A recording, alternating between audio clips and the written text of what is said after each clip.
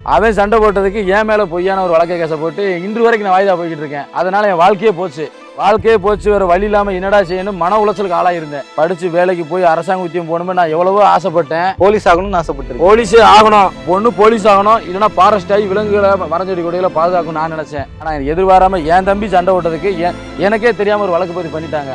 Case ஆகி போய் கடைசியில் எப்போ இன்று வரைக்கும் வாய்தா போகிறேன். இந்த மன உளைச்சல் இருக்கும் பொழுது எதிர்பாராமல் பக்கத்தில் ஒரு வடை இருக்குது, டேம்புக்கு தான் போனேன். இன்றைக்கி டேம்புக்கு பக்கத்தில் வடை யாரோ சாப்பிட்டு வச்சுருக்காங்க.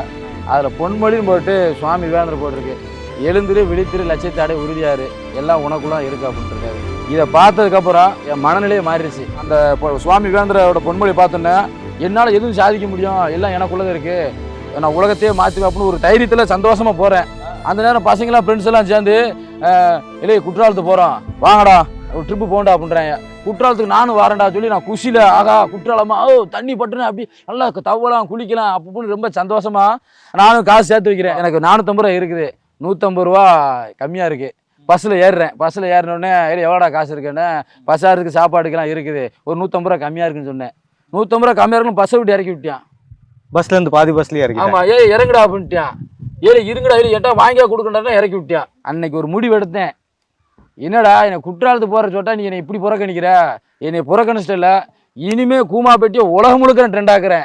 குற்றாலத்துக்கு அன்னைக்கு போக முடியல, இன்னைக்கு கூமாப்பேட்டிக்கு எத்தனை பேர் வரான்னு பார்த்துருவோம்னு கூமாப்பேட்டியா உலகம் முழுக்க ட்ரெண்ட் ஆக்கி ஒரு சுற்றுலாத்தில் மாற்றணும் ஒரு வைராக்கியம் எடுத்தேன். 1 வருஷமாக உழைச்சேன். இதுக்காகவே தொடர்ந்து வீடியோ போட்டு நீ கூமாப்பேட்டி ஐலாண்டை உலகத்துக்கே தெரியப்படுத்தி உலகத்திற்கு சுற்றுலா பண்ண கூமாப்பேட்டி இழுக்க வச்சிட்டேன். நம்ம மேலே கேஸ் ஆகி போச்சு. படித்து வேலைக்கு போய் அரசாங்க உத்தியம் போகணுமே நான் எவ்வளவோ ஆசைப்பட்டேன். போலீஸ் ஆகணும்னு ஆசைப்பட்டேன். போலீஸே ஆகணும், பொண்ணு போலீஸ் ஆகணும், இல்லைன்னா ஃபாரஸ்ட் ஆகி விலங்குகளை மரஞ்செடி கொடிகளை பாதுகாக்கணும்னு நான் நினச்சேன். ஆனால் எதிர்பாராமல் என் தம்பி சண்டை போட்டதுக்கு எனக்கே தெரியாமல் ஒரு வழக்கு பதிவு பண்ணிட்டாங்க.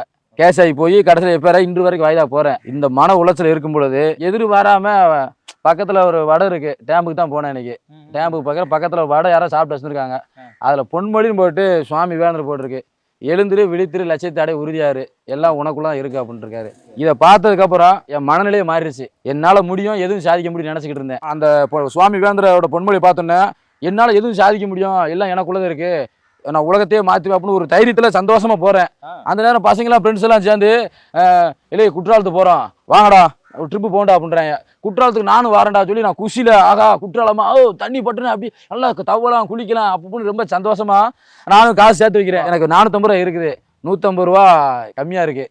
பஸ்ஸில் ஏறுறேன். பஸ்ஸில் ஏறினோடனே எவ்வளோடா காசு இருக்குன்னு, பஸ்ஸாருக்கு சாப்பாடுக்கெல்லாம் இருக்குது, ஒரு 150 ரூபா கம்மியாக இருக்குன்னு சொன்னேன். 150 ரூபா கம்மியாக இருக்குன்னு பஸ்ஸை விட்டு இறக்கி விட்டான். பஸ்லேருந்து பாதி பஸ்லேயே இறக்கி. ஆமாம், இறங்குடா அப்படின்ட்டான். இருங்கடா எட்டா வாங்கியா கொடுக்கண்டா இறக்கி விட்டான். அன்னைக்கு ஒரு முடிவு எடுத்தேன். என்னடா என்னை குற்றாலத்துக்கு போகிற சொட்டா நீ என்னை இப்படி புறக்கணிக்கிற, என்னை புறக்கணிச்சிட்டல, இனிமே கூமாப்பேட்டியை உலகம் முழுக்க நான் ட்ரெண்ட் ஆக்குறேன். குற்றாலத்துக்கு அன்னைக்கு போக முடியல, இன்னைக்கு கூமாப்பேட்டிக்கு எத்தனை பேர் வரான்னு பார்த்துருவோம்னு கூமாப்பேட்டியா உலகம் முழுக்க ட்ரெண்ட் ஆக்கி ஒரு சுற்றுலாத்தில் மாற்றணும் ஒரு வைராக்கியம் எடுத்தேன். 1 வருஷமாக உழைச்சேன். இதுக்காகவே தொடர்ந்து வீடியோ போட்டு நீ கூமாப்பேட்டி ஐலாண்டை உலகத்துக்கே தெரியப்படுத்தி உலகத்திற்கு சுற்றுலா பண்ண கூமாப்பேட்டி இழுக்க வச்சிட்டேன்.